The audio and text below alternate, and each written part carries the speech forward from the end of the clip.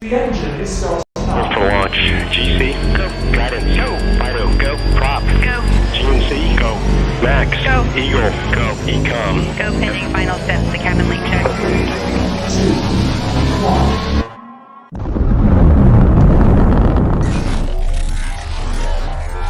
Is there anyone here that would like to communicate with us? Can you give us a sign?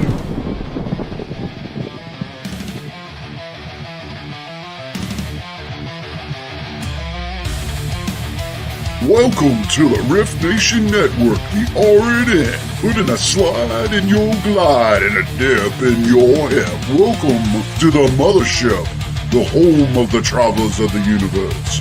With shows throughout the week, you can find us at Instagram, Twitch, Facebook, YouTube, Spotify, and more. Everything you could want, everything you can need right here, right now. From the paranormal to the supernatural. From comedy to the spiritual. And now, your featured show. Shall we begin?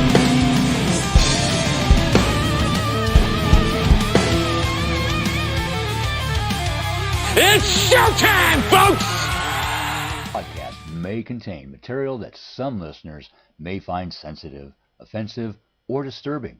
We strive to create respectful and informative content, but topics discussed may include mature themes such as violence, explicit language, or controversial subjects, triggering content including discussions related to mental health, trauma, or other sensitive issues, explicit language. Occasionally, our guests or hosts may use strong language. While we aim to handle these topics with care and empathy, we encourage listeners to exercise discretion. If you find any content distressing, consider skipping or seeking support. Remember that this podcast is not a substitute for professional advice. If you need assistance, please consult a qualified expert.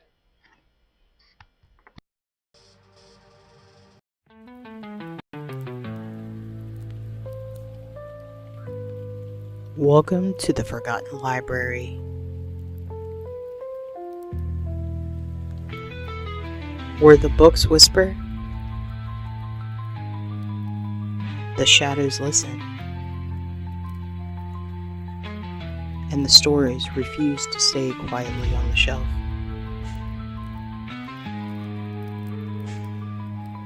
I'm your host, Christina Spencer.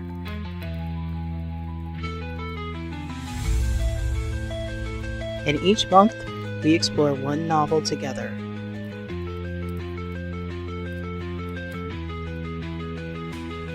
With 3 one-hour live episodes of immersive, read-aloud chapters.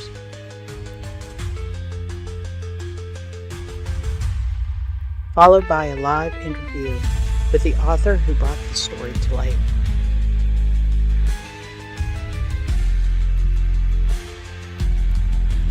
So find your favorite comfy chair, a soft blanket, and a hot beverage. Light a candle if the darkness scares you. And settle in for story time.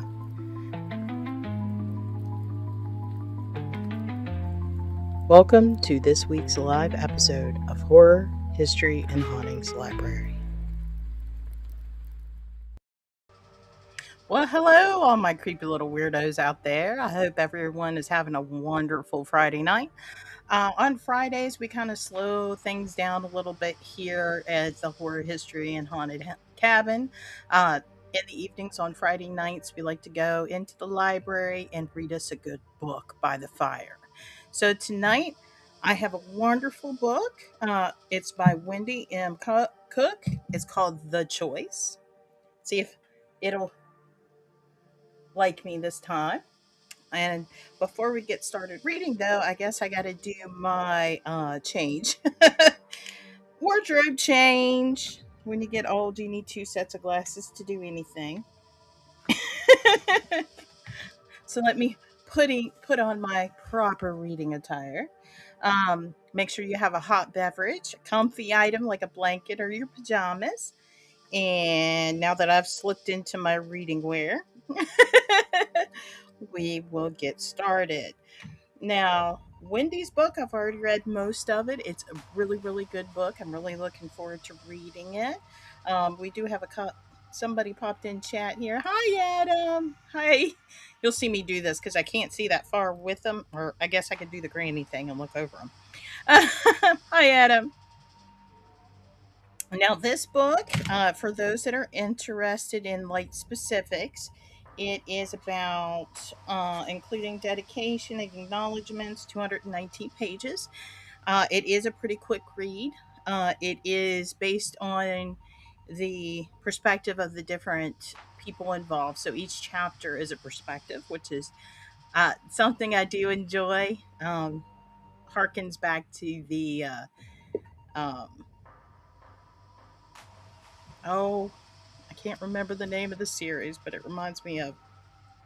Anyway, moving on. But the book basically it says that something is unraveling in the town of Neilsville.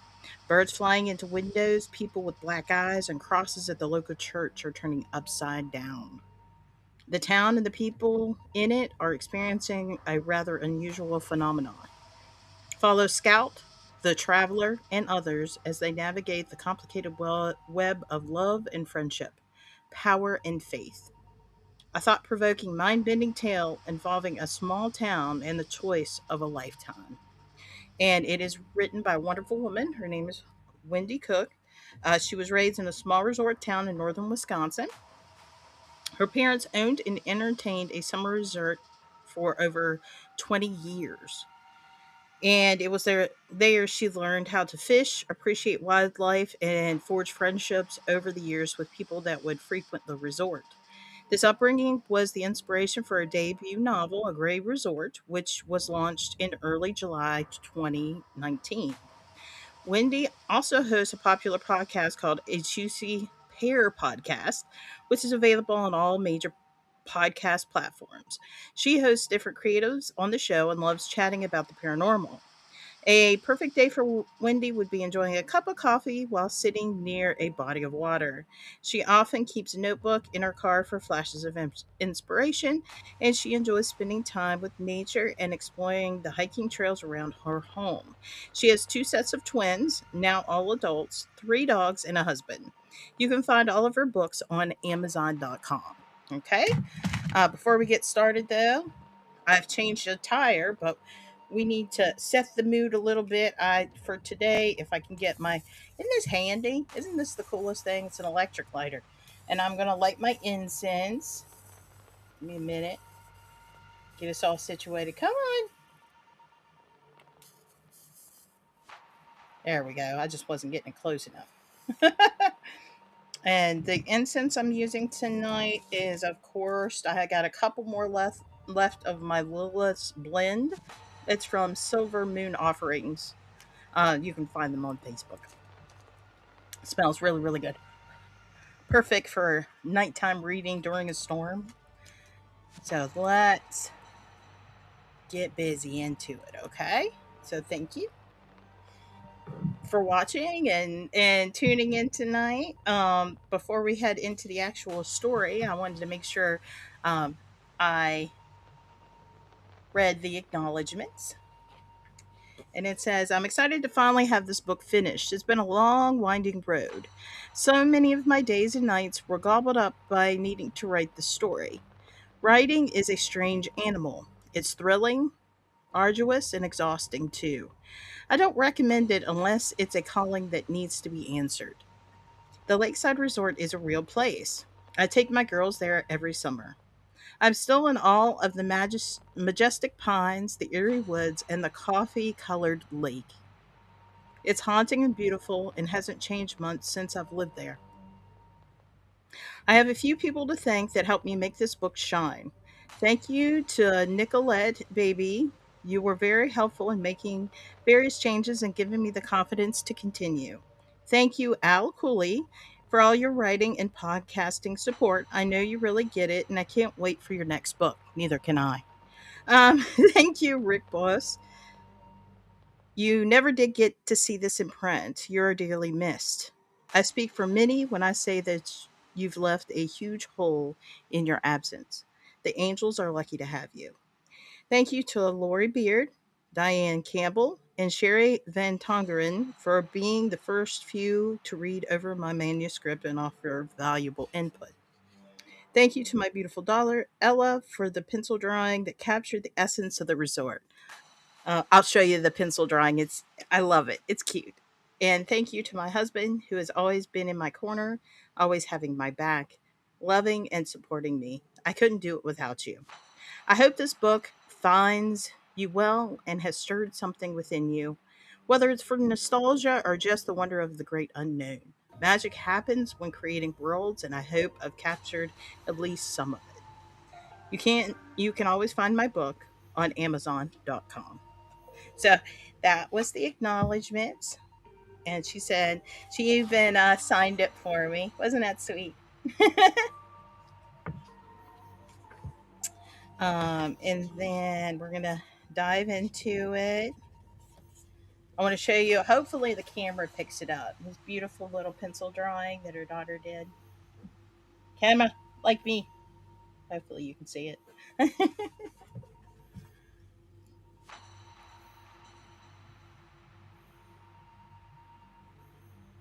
Tom says cook is a common name here in Belgium. It also means cook. Wow, Tom, I didn't know that. Thank you for that. I wouldn't have known. Yeah, it's beautiful acknowledgments. I always like to read the acknowledgments before we get started. And make sure, like I said, get your hot beverage, settle in, and we'll get started.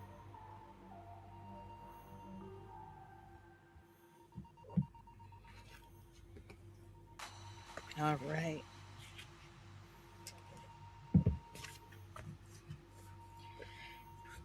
Oh, I even got something cool for us to watch while we're reading. So let's do that. I got to back up and hopefully, there we go. And then we'll play this. So we get some crackling fire in there so you guys can watch that. Dear Arthur P. Solomons, please know that I would rather do anything in the world than write this letter. Just putting pen to paper makes me uneasy, but I feel it's important for me to shed some light on a few things that have been troubling me a great deal these past few months. This church that I've called home for so long has turned into something I don't recognize. There's an inherent darkness to it. I can feel it as I walk into the garden to admire the flowers. This should be a pleasant thing, but it's not. There's a heavy presence among us. It lurks about in the corners of this dusty old church. It's branching out into the town as well. and I'm afraid to say it. But I think this is a large due in large to Father Harold. You should know that my past communications with him has always been courteous. I can't ask for a better friend, really. Over the years, we've enjoyed each other's company a great deal. But as things would have it, that time has come to pass. This unknown presence has its hooks within him. I'm sure of it. I don't know what to do. He's not the only one that's changed. This disease, or whatever you want to call it, has seeped into its way into the residents of the area. The town and the people are sick. Their eyes are different, especially their pupils. The people walking around this town have completely black eyes, and no one says a word about it. One of them came into the parish the other day. I shuddered as he ran on past. He reminded me of a ghoul. This isn't natural. And yet, no one says a thing. I don't know who to trust. I don't dare venture into town after dark. I know better. This evil isn't just with the people. Father Harold and I often cross paths down the hallways of the church. One day, while watering the flowers, I saw him standing at the end of the hallway. He was looking out the window at our church garden. When I called out to him, he looked in my direction and said the strangest thing. "Get out of there! You're scaring the birds." I have no idea what he meant. What was he talking about, scaring the birds? We don't have birds flying around inside this church. How on earth could I be scaring them? Outside, they fly around quite aggressively. They had attacked my friend one day when she was walking out of the parish. I could hear her cries. They left her head a bloody mess. They seem to get a charge out of harming themselves. They dive into the stained glass windows at all hours of the afternoon. By the end of the day, my nerves are shot. Whenever these things happen, Father Harold likes to disappear. I can never find him during these moments. He often just leaves me to it. I usually end up hiding in the bathroom, curled up in a ball. I can't bear the noise. I don't like it here, but I'd rather be doing that than have them pecking their way in, like they did to my friend. It's the only place in this church where I can't hear them anymore. And that's not the only thing either. Something is going on with our wooden crosses. There's an elaborate one that hangs down the main hallway. It's tall and grand and has been here for as long as I can remember. There's a smaller version of it down in the hall, and I can tell you right now, they're both hanging upside down. I'm going to repeat that. Our crosses are hanging upside down. Father Harold doesn't care. Worse yet, he doesn't even notice. I've tried straightening them, at least give it a go, but this is an impossible task. They don't even budge, not even a little bit. I suppose someone could have glued them that way, but I find this unlikely. What could be causing them to do this? This is way beyond anything I can do. I'm not sure how much more of this I can take. And worse yet, I feel like I'm all alone in this. Well, Sister Gladys also works here, and I know she feels the same on the matter. Can you please send us some help? It would be most appreciated. Thank you. Please help us, and please help our church. Warmest regards, Sister Alice Marie, Lady of the Lake, Fountain Redeemer Church, Neesville, Wisconsin. Boy, that's a way to start a book, isn't it? And Adam said that he was ready. Hey, Mojo, welcome.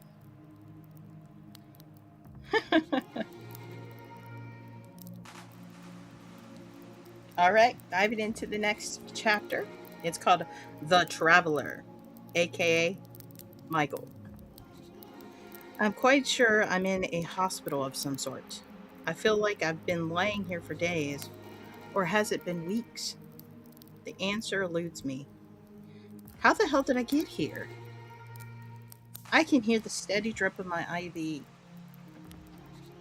It does little to soothe my anxiety, but then again, I welcome any sound in the land of the living. I haven't yet determined if this is a safe place for me to be, but I do know this. I can smell the formaldehyde. Its putrid smell swims about in my room like it's been invited. I bet it's coming from the morgue.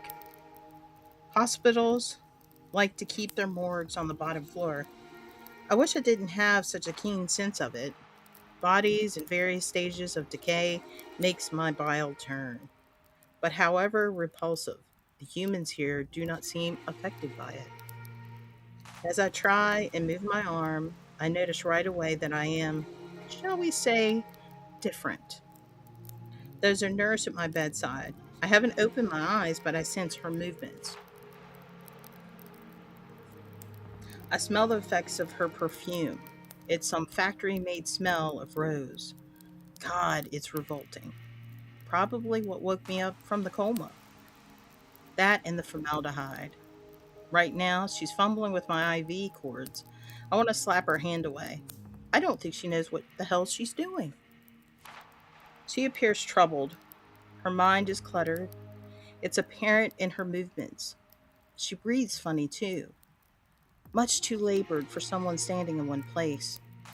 It sounds like she's carrying something heavy down a flight of stairs. Perhaps she has an asthma ailment, or it could be something more sinister. She could be one of those things, a distractor. I can't tell you that yet if she's is one, but like I said, I don't trust my own faculties, not in this semi-conscious state. What happened to me? As I try and fetch it from memory, nothing comes. It's frustrating, but rest assured, I will get to the bottom of it. The nurse doesn't know yet that I'm conscious. Part of me wants to scare her, just to get a little laugh. I get a charge out of scaring humans, but I don't think she would find that funny. My eyes are still closed, but I'm keenly aware of every noise in the room. I can't help but notice her racing thoughts. They are desperate and heavy. I want to find out why. I hope I can still do it. I'll just take a little peek inside her mind. No harm, no foul. I can gather loads of information in just a few moments, and it wouldn't take long either. I'll never get an invitation, so I might as well just go. All right, here it goes. As I begin to enter the tricky path inside her head, I carefully maneuver past the arteries. As I go further, I take the delicate passageway up the nerve that travels to her brain. Interesting. Her sickness is apparent. As I keep on going, I can see little clusters forming. They remind me of billowy like clouds. They hover in the corners. What do they want from her? The longer I'm here, the more I realize what this is. I can sense her disease, taste it even. It swims with her like some toxic rule. It's all encompassing and lies in wait, ready to strike at just the right moment. She is at the end of life phase. Death is waiting its turn. All right, I think I've had enough. I don't want to be in here anymore. I make my exit, careful to leave the intricate parts of her intact. I don't want her knowing what had just happened. I'm already on the outs with the man upstairs. As I come back into my own body, relaxing into it, I'm glad for the reprieve. It's much better in my own head. Sheesh, I'm not doing that again. Not for a while, at least. It doesn't feel good to linger where one shouldn't. Entering into the minds of humans, although intoxicating, takes some getting used to. Now, all I want to do is to get up out of bed. Perhaps brush my teeth. I can't imagine the state of my breath right now. As I lie here trying to recuperate, I try to remember what happened. There was a fire. The nurse keeps bumping the sides of my bed as she walks around it. I think she's doing it on purpose, trying to rouse me from sleep. She doesn't realize I'm already awake. She has little faith in the unseen. While in her mind, I could tell she knew I was there. She recognized the unusual. I hope she knows I'm not one of those things. She gets nervous, afraid to touch me. Believe me, I get it. After all these long years of living as a supernatural within human society, today is the first that I start as a half human. That mixed in with the glorious undercurrent of the supernatural. Which brings me back to my existence. I've lived on this earth for several millennia. No comparison to life today. However evolved, humans are a species that have gotten rather soft. With each passing minute, I feel myself becoming more human. I feel the dense ache in my bones. The burdens of living are falling into place. I sure hope the weighty energy of that nurse hasn't attached itself to mine. As life as a human starts trickling back, I wonder how I could have wished for such a thing. I forgot how it used to be, the daily burdens of being human, like wearing an extra piece of clothing. I feel this as it settles into my joints. Its sadistic voice telling me, I'm here to stay. I have a sudden flash about the night of the fire. It climbs up my memory. There were so many ghosts. I remember watching them as their dancing forms filled up the sky. They were swirling all around us. Me, Margie Scout, and a few others. And with the backdrop of a burnt orange sunset, it felt like we were part of Dawn of the Dead party. It was hard not to admire it, despite the fact that I was burning. I had burned many times in my life, but that was when I was supernatural. It didn't really hurt then. It was more of an annoyance. And in the few scant hours, I was always back up to 100%. Part of my healing ability. The burning that night was different. And one of those talking dogs. They looked so aggressive and eager, their drool dripping off their tongues as one of them was telling me their own story. You are no longer the traveler. You are now Michael.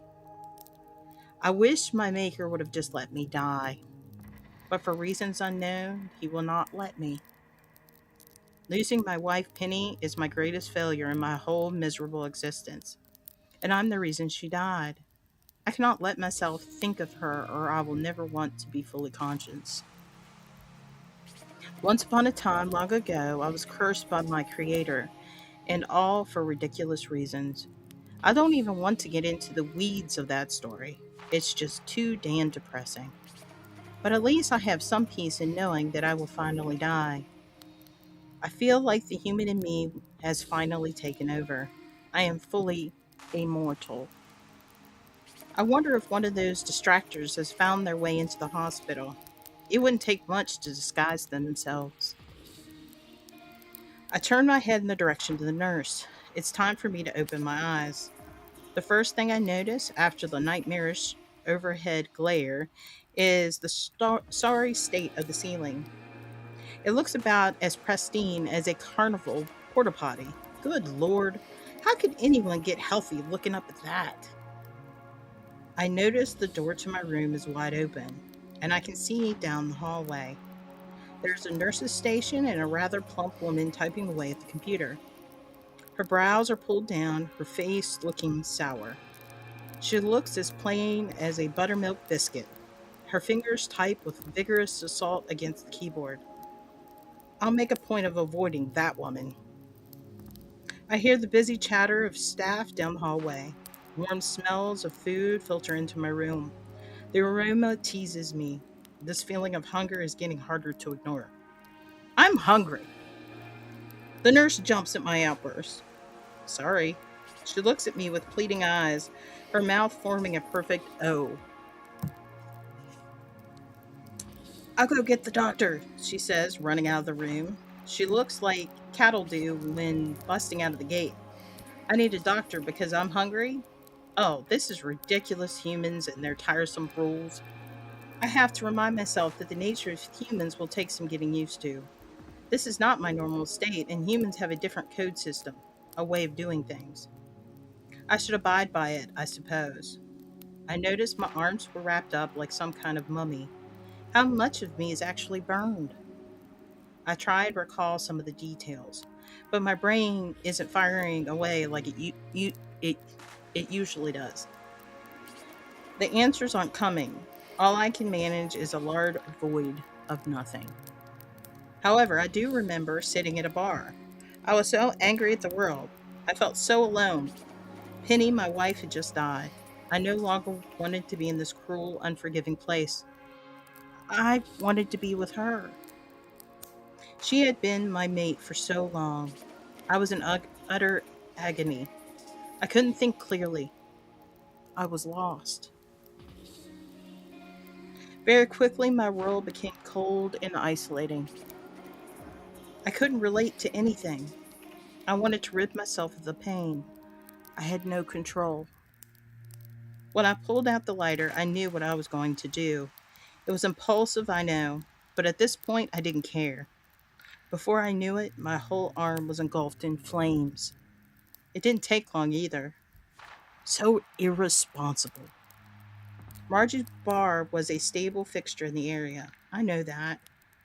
And it took just minutes for it to burn down to the ground. And all for my own selfish reasons. I should have burned with it. I have never altered people's lives because I can't deal with my own grief. Or I have forever altered people's lives because I can't deal with my own grief. I know that now. I hope Margie has good insurance. Maybe she can rebuild this mess I created. I don't even know if she's even alive. For a moment, I panic. Did she die in that fire? Every time I try to remember some piece of it, my brain wants to take a vacation. I'm not as sharp as I used to be. I do remember those talking canines and everything they said to me on that dark night. I also remember how the skin on my arm hung like bed sheets on a clothesline. I was out of my mind with grief and guilt, anger at that point. Dying would have been welcome. I wonder if I can still hear the thoughts of other animals. I sure hope so. I see that there's an empty bed beside me. Thank God no one is in it. I love my privacy. My eyes settle in on the window. What season is it? Spring, perhaps? The wall in the rooms are painted the shade of urine. It's horrible. I want to leap out of this bed and scrub it down with a good brush. The nurse walks back in, giving me a scare. She's so unsure of herself. I don't trust people who don't know themselves. I don't think she's one of those distractor things, but her eyes give me pause. They are dark, full of secrets, full of cancer. Well, we've been waiting for you to wake up. Okay. Who's we? She smiles. The doctor, the staff, the whole floor. We've been caring for you. Well, if this is care, I'm in a world of hurt. If she's one of those things, I can't detect it. Not yet, anyway. But they are known to be tricksters. Maybe she knows what's happening to Margie. What happened to the other woman that was in the fire with me? I blurt out. She ignores my question. Instead, she decides that now would be a good time to change the IV bag. Great. And I have an overwhelming urge to pee. Get me out of this bed. As I maneuver myself into a sitting position, my body protests, as does the nurse. I can't move as fast as I want to. She places a heavy hand on my arm. I have to go to the bathroom. Sir, you have a catheter in. Oh, for the love of God. I'd like to try to do things for myself if that's okay with you. I sure don't need her prodding through my privates. I can manage that all by myself. Thank you very much. I watch her as she runs out of the room. Oh, hell, I made her mad. That didn't take much. She's probably alerting the head nurse or the grand poobah of the doctor. Anyway, I need an exit plan, and I need it quickly. I look under the covers. Yikes. This is going to hurt. I rip out the catheter, ignoring the mountains of sting that follows. These people aren't going to like it, but they don't own me, and I'm not going to be held hostage in this godforsaken bed. So that ends chapter 1. Let's check chat real quick. It is, hearing some stuff in the first chapter reminds me how much heavy metal music and the paranormal work are a lot alike in a way. Yeah, they are. I meet a lot of people in my travels, and like a lot of people that I know that are into the paranormal are also into heavy metal for some reason. So I agree with that. I like heavy metal too. So, and Michelle said, "Happy Friday! Happy Friday, Michelle!" Oh, and there's our writer herself. Hey, I love the fire. Perfect backdrop for my story. Thank you. That's actually a fireplace outside here at the cabin. I figured it would be good because usually I have my best buddy here, Bob, for a video. He sets, with some candles and stuff. But I kind of like with the warm weather. Why not have some campfire vibes tonight, huh? I'm glad you enjoy it. All right, so let's get into chapter 2 real quick. Let's take a sip.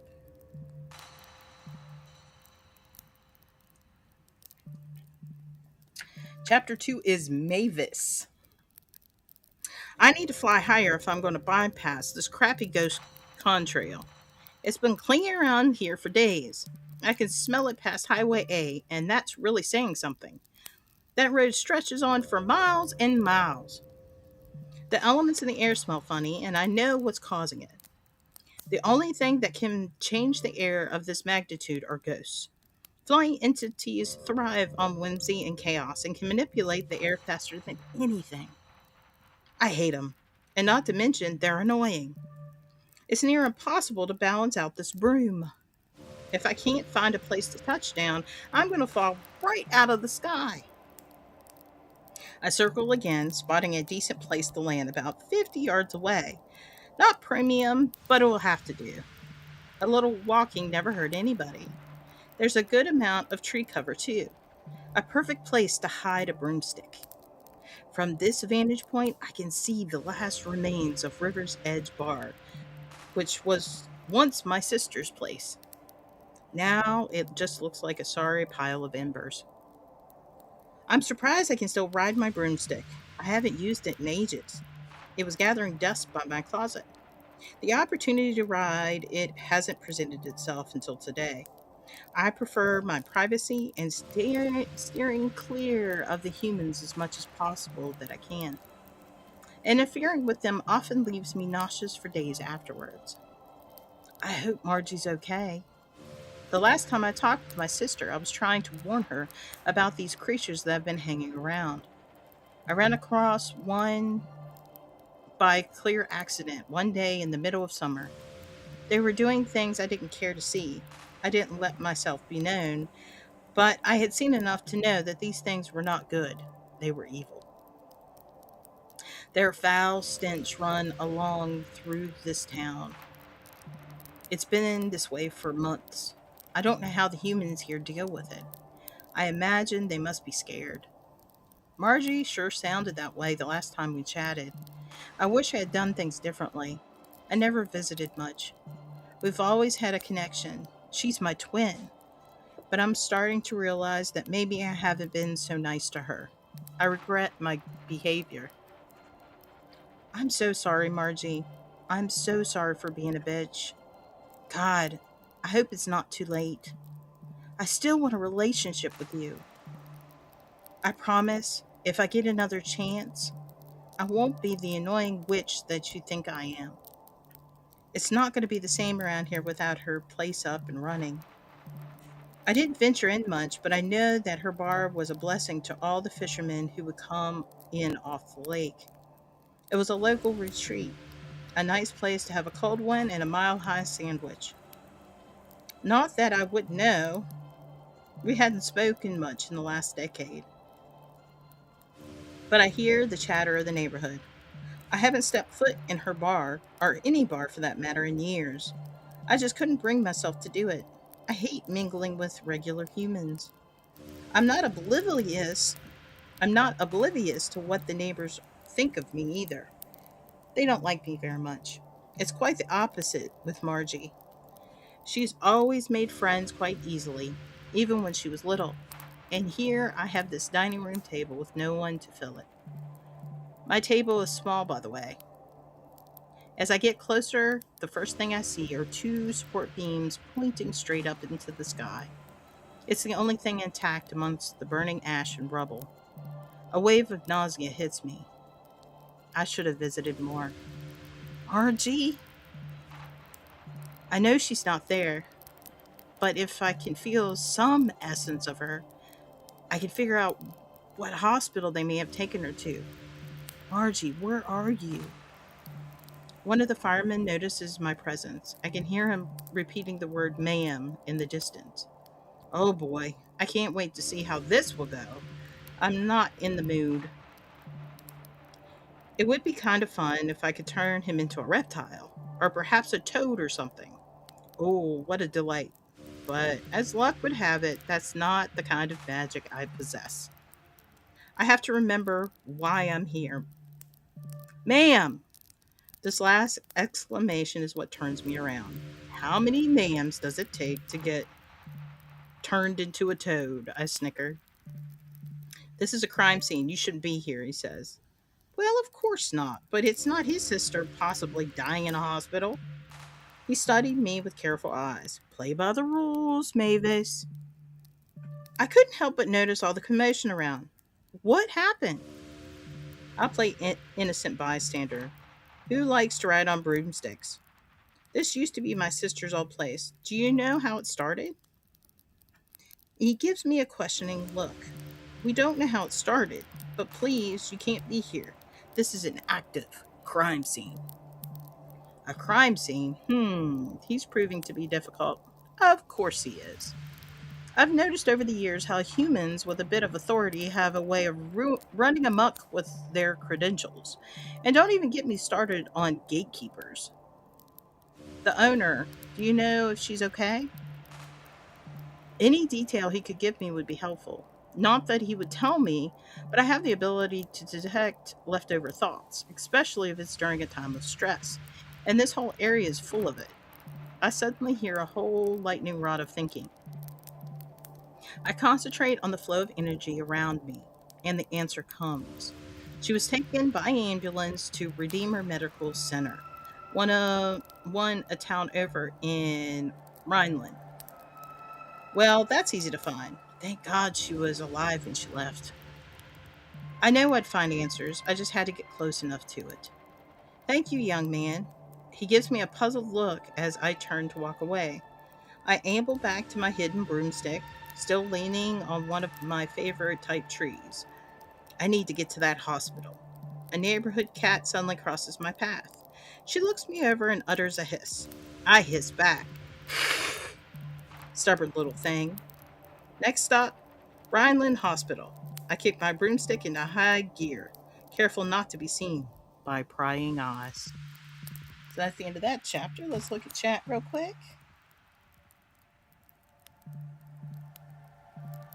Love the fire perfect backdrop from a story. Thank you.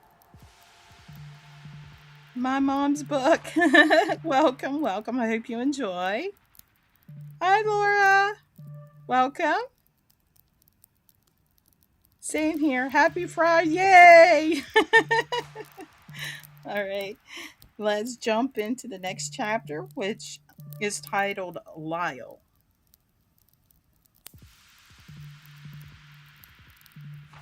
I think my wife is one of them.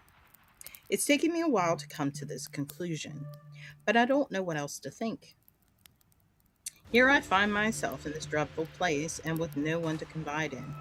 My wife, my friend, and confidant, Cassie, has not been herself. She hasn't been for a while. She's always been out there, but lately it's getting harder to explain. And my way of dealing with it isn't always the best. I like to drink. I drink a lot.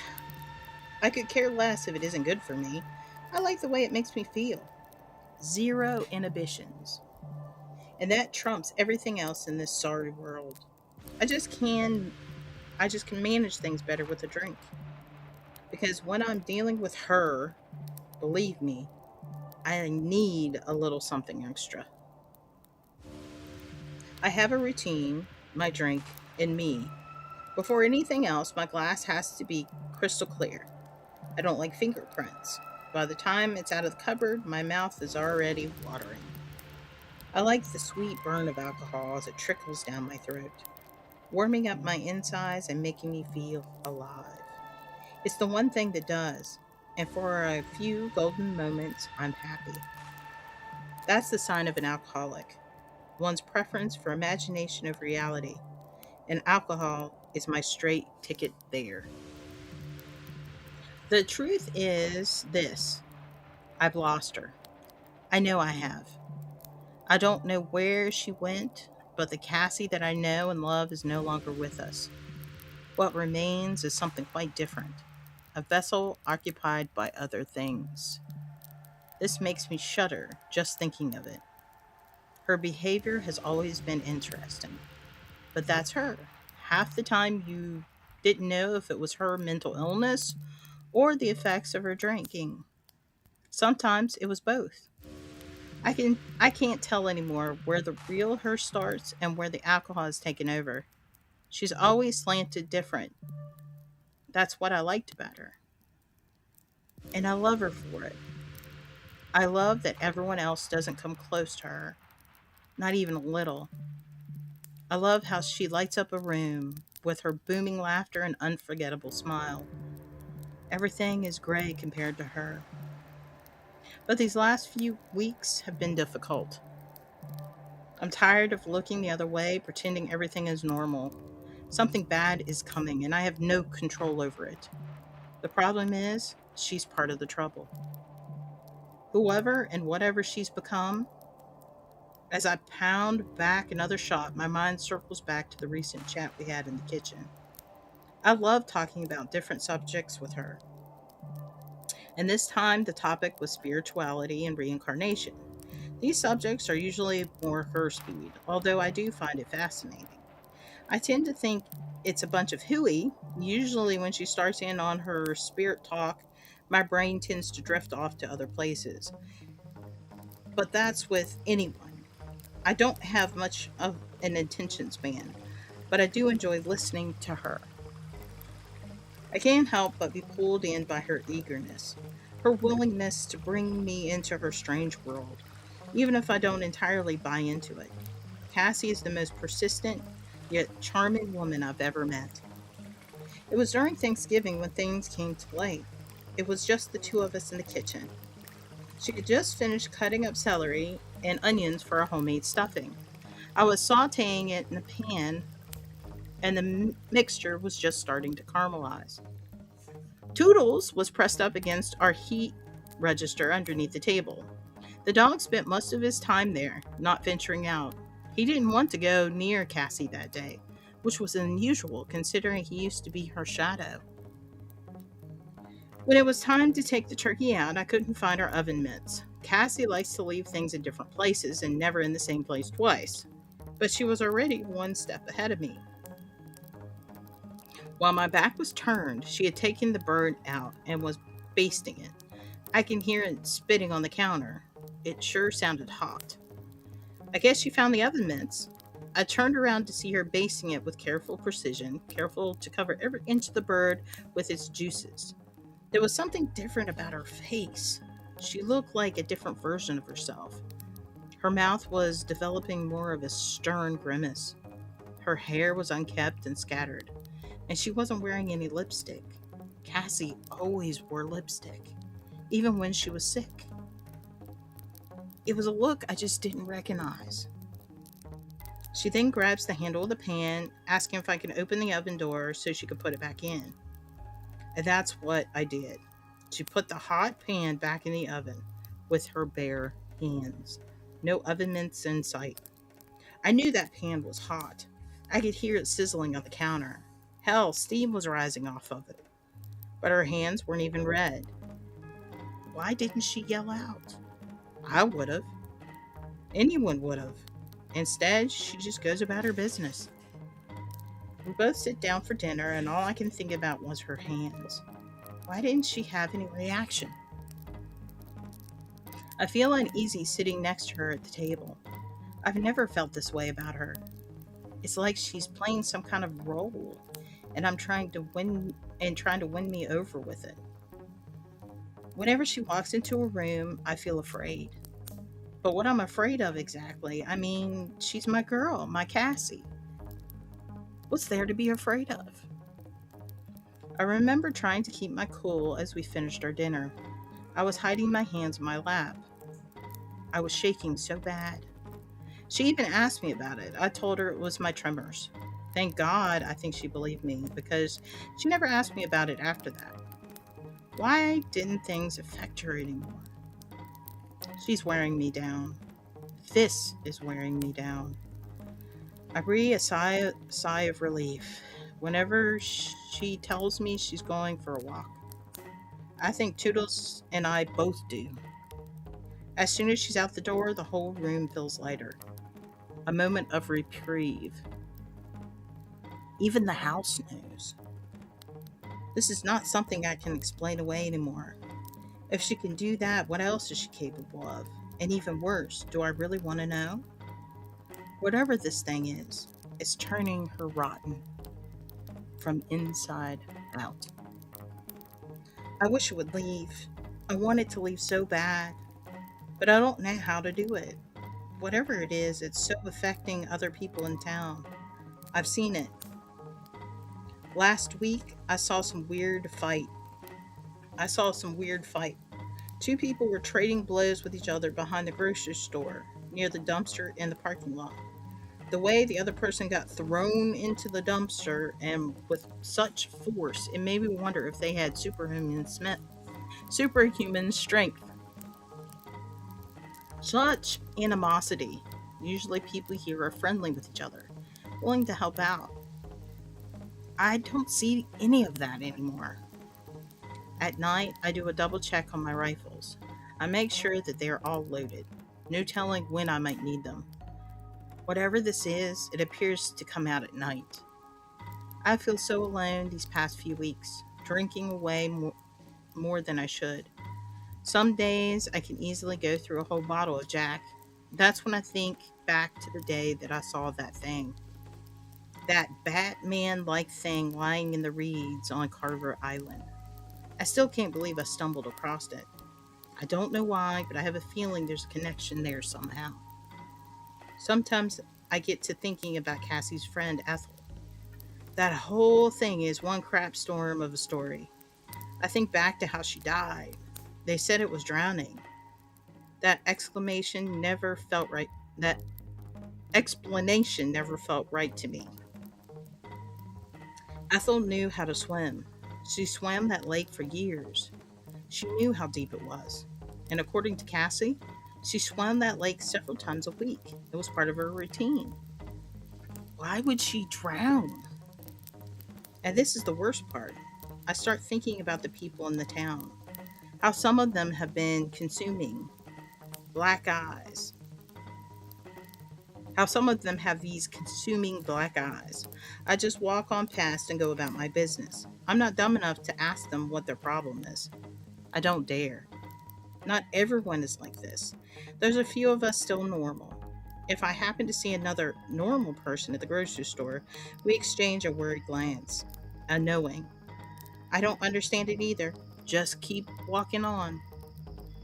Neither of us know what to do, but we know that whatever's happening isn't right. And there's only a few of us left. We are afraid to even speak about it. What is happening to our town?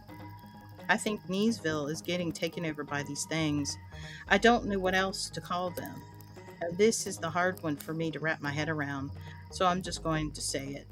My wife, my partner in crime, the love of my life, might be turning into a monster.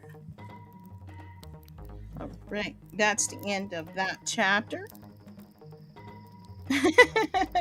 Adam said, sounds like my cat. Yeah, my cat does that on occasion with their hissing. All right. We're gonna try for one more chapter tonight. This one's titled Scout, and we'll see. So I think Scout's a pretty short chapter. Well, no, it's kind of longer than I thought. We'll probably just get through Scout tonight. All right, let's dive in. Scout. Let's get sipped.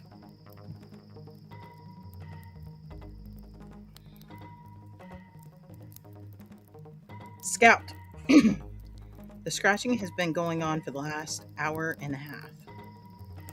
I'm too afraid to open the door. I know it's nothing good. If I had the guts, I'd peer out the window to see who it was, but I don't want to. Not just yet. I keep thinking it might be Ethel. Ethel used to be my aunt's best friend. That was before she drowned last year. And since then, all kinds of shit has hit the proverbial fan. Last year feels like another lifetime. I was staying with my Aunt Cass and Uncle Lyle. I had come for Ethel's funeral and ended up staying a while at their place. This was back when Brooke was still around. My dear friend Brooke, where the hell are you? Where did you go? You said these things were coming, and now I'm all alone in this mess. I can't do this on my own. I miss you so much. Please find your way back. And yet, whoever's at the door keeps on scratching. Who wants in so badly? I wish the traveler was here. He would throat punch any intruder in a heartbeat. God, I hope he's okay. I need to find out what's happening to him. I need to venture out of this cabin, his and Penny's. But I'm afraid I will run into one of those things. What do I do? I look around for my shotgun. Well, it's really the pricks. Thank God Lyle left his gun case unattended before I ran away. Because this is the one thing right now that's giving me peace. My ability to blow this thing to kingdom come if it barrels through that door.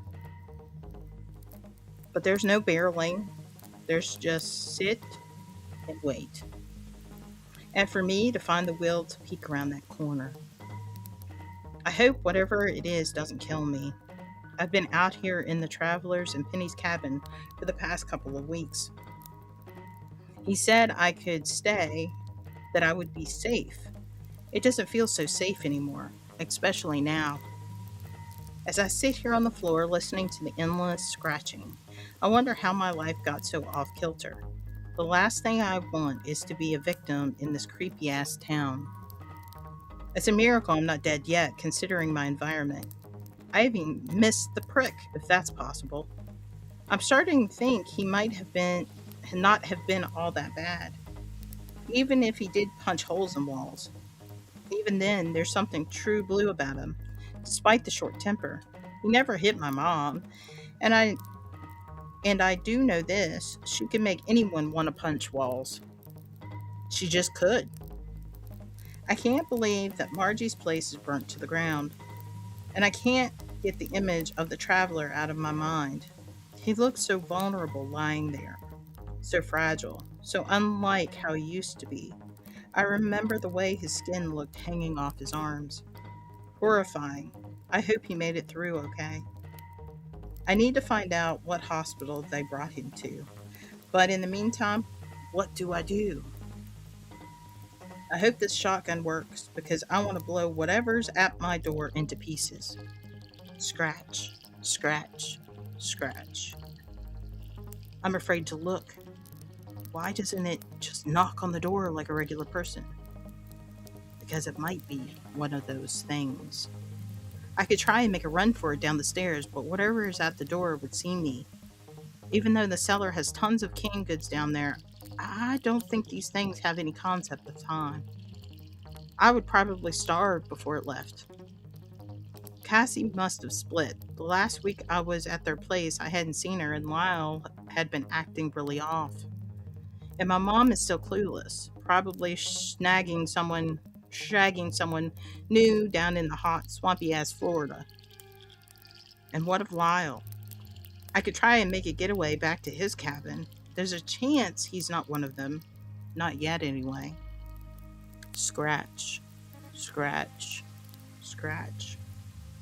I take a deep breath, getting the nerve to take a peek around the corner. I need to see who this is. As I look past the bookcase, the first thing I notice is the unusually sized feet. My eyes follow straight up. The only woman with feet like that has one name only: Cassie Dupree. She's wearing open-toed sandals, and despite the fresh-looking manicure, her feet still look like a dinosaur. Oh, Scout! Why is my aunt scratching at the door, and why is she looking for me here? Because she's already one of them, dummy. This can't be happening, and yet... Oh, Scout! Are you home? Do I answer? I know you're in there, Scout dear. Great. I watch as she presses her face against the window. I don't know if she can see me from this angle, but from where I'm sitting, she looks darn scary. Large feet and all, I slowly slide the rest of my body behind the cabinet. I watch in horror as she sniffs the air. Oh, Scout, I can smell you in there. What? It's that Love's Baby Soft. I know that's your favorite perfume. Holy hell, please don't let her get in here. Just open the door, child. What's the harm in it? I'm just your favorite auntie. You know. I'm trembling as I sit on this hard floor. Could it get any worse? Probably. Oh, Scout, do let me in. I have important news. Don't you want to know who it's from? My heart stops as I listen to her chilling words. Think, who's she talking about? Lyle? This must be the reason Lyle was acting so high-strung the last few weeks. He must have suspected something. I peer around the corner and watch as she presses her face up against the window again. Her eyes darting this way and that, her mouth wide open, revealing her ridiculous teeth. They still look huge and fake, even when she's a monster. There's no way I'm unlocking this door. Remember my friend Ethel? She says. I freeze right there on the floor, shotgun in my hands, remembering Ethel. Boy, do I ever. Ethel was my Aunt Cassie's best friend. About a month after she died, she paid me a little visit in my sleep, in ghost form. I opened my eyes, and there she is, standing down the hall. I remember screaming, but nothing came out. The pasty, dead-looking skin, the dark eyes. She went from lingering in the hallway to jumping up on my bed. I could feel the weight of her on my chest. I kept thinking that this has to be a dream. Even when I was holding my arms up, trying to protect my face, she got my arms good, though. She scratched the hell out of them. The scratches lasted for days. I could never forget something like that. Brooke had said that Ethel died under pretty sketchy circumstances. Remember Cassie? Oh, you would remember her, sweetie. We always did such fun things together, like go shopping, out to lunch, girly things. Anyway, she told me she paid you a little visit a few months ago, didn't she? Oh my God, how did Cassie let them get to her? It would be easy to blow her away right now, but I can't blow her away. She's my aunt. Oh, Scout, Ethel tells me she had way too much fun spooking you. She might come back for another visit. You should be ready. I shake as I try to compose myself. Maybe if I don't say anything, she'll go away. For the longest time, that's all I do. I sit. I don't utter a word. I don't even want to breathe. Cassie cannot get in here. No telling what she'll do if she does. So I sit here on the cold linoleum floor. I sit until my fingers grow numb for the grip I have on the rifle. I've been alone before. Nothing new there. But this is a whole jacked up level of shit. I have to process. This isn't a fair fight. Rules are out the window. In fact, they've been out the window for some time. I go over in my head her words and its implications. You should be ready. And that ends that chapter. So we made it to page 28. We'll start off next time on, and the chapter is called Flight 777 Caleb. So we'll start there next week. I hope you enjoyed this night's episode. If you would like to get a copy of this book, it's called The Choice by Wendy M. Well, let's put this away. We don't need that. You can see what I'm talking about. Hold on. The Choice by Wendy M. Cook. You should be able to find that anywhere, on Amazon. Her links are in the description. Just to talk with the chat. Man, that chapter had my full attention.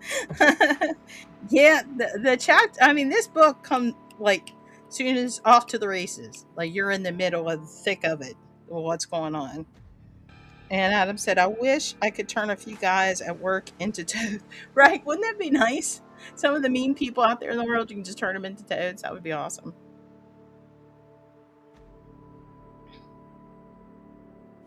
Hey, sorry I'm late. I was on a live interview. LOL. You're fine, Sam. I know Fridays is hard because you run, about the same time I do. It's okay. Just make sure you catch it in the replay if you miss it live. And Adam said, I love how you get into character, Christina. Thank you. I try to make it interesting instead of just dry, reading it. But like I said, if you want to get this one, please purchase one. Give a good review. It's a really good book. I'm looking forward to getting into some more of the characters. Hopefully we'll run into Caleb. We'll finally get to meet Dandelion Mary and Avalon. Which, and we've already met Mavis. So yeah, so we'll be getting into some more interesting characters. Their introduction, it's a really good story. Check it out. Al, right on, girlfriend.